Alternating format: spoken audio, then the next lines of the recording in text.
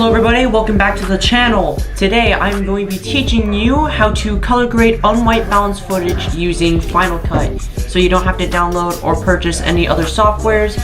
It's a basic tutorial on how to color grade. Alright, let's start. As you can see here, there are 3 example clips, each having different types of messed up exposures or white balance.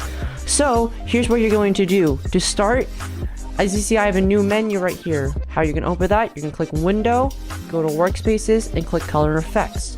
That will open up this little window right here. It will be completely full. You won't have your basic stuff, your basic clip edits right here. It'll just be this menu. But that's all you need to color grade.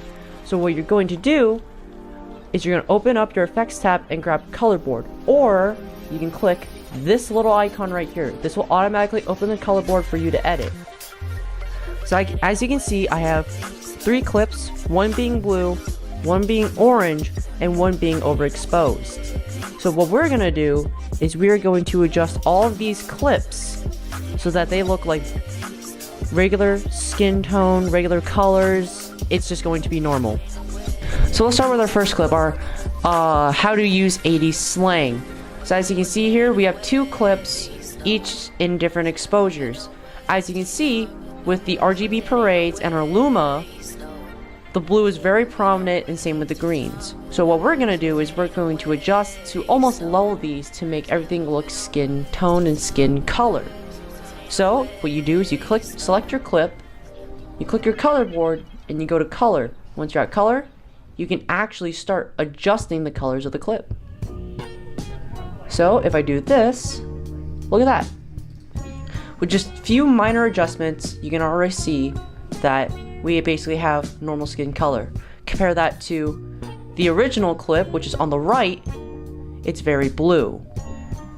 As you can see on the right, I have it selected. This is what your uncustomized color palettes would look like, your color LUTs. You have your masters, shadows, midtones, and your highlights. They're all labeled and on the icons.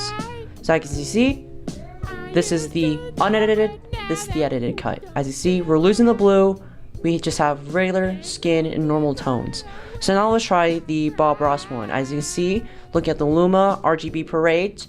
Your green and your orange are very prominent. So what we're going to do is we're going to edit said footage until we find that perfect skin color tone that we are looking for. Dropping the oranges.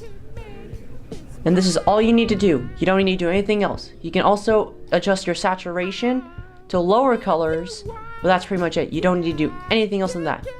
It's this simple. You just need to adjust your highlights, midtone, shadows, and master until it's perfect. I've talked to Cogswell. You can do this, and he won't subtract your grade too much because you're actually putting effort and work into your footage. So as you can see, it's dark in certain spots where we turn up our exposure a little bit to match. So then look, before and after. As you can see, the darks are coming out a little bit more, but you're losing that orange and you're getting that skin color look back. So now let's take a look at this clip that I shot with a couple friends. As you can see, on the right, his face is extremely washed out due to exposure. So what I did is I went to my exposure and adjusted the clip so then you can still pick up enough detail on his face that it's not overwashed out. You can pick up small little details you couldn't see from the original. What the hell did I do? So you may be asking, why do you need to do this? Well, to help you understand that white balancing with the camera, forgetting how to do it, does make a difference in your video. It makes your video look crappy and doesn't look as good. So by color grading, you're fixing your video. You're making it look better, you're making it look sharp. That's all you need to do.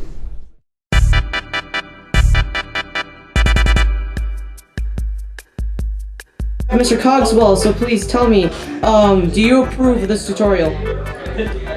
Yes, teaching the students new video production skills is definitely valuable. Alright, will you allow students to use this tutorial in their videos?